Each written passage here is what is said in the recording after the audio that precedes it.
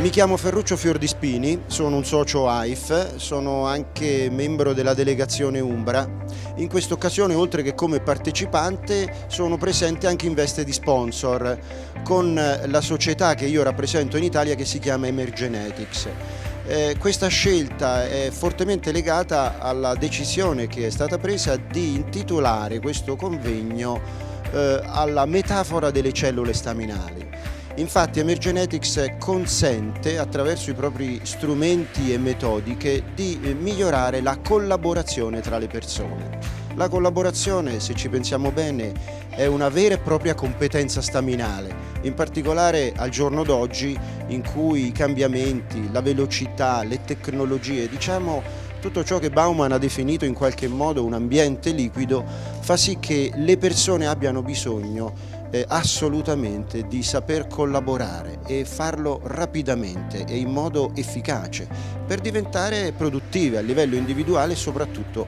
come gruppi, come squadre, come team.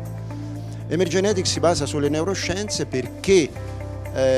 diciamo che misura delle preferenze di pensiero e di comportamento che in qualche modo sono costituite da quella miriade di connessioni neuronali che si creano nel nostro cervello, soprattutto quelle mielinizzate o mielinate, che fanno sì che noi abbiamo delle attitudini, degli atteggiamenti in termini cognitivi e comportamentali preferenziali, più veloci, che consumano meno energia, che ci motivano. Conoscere il proprio profilo di preferenze di pensiero e di comportamento, condividerlo attraverso delle opportune metodiche di formazione esperienziale che da noi vengono definite the meeting of the minds, cioè l'incontro delle menti, aiuta certamente le persone e i formatori che lavorano con queste persone a creare le condizioni affinché i gruppi, i team, le squadre diventino più collaborative e quindi più produttive. Io sono un socio AIF e lo sono con orgoglio. Devo essere sincero, sono anche socio di altre associazioni, di altri gruppi. Secondo me è molto importante partecipare, a prescindere dalle proprie,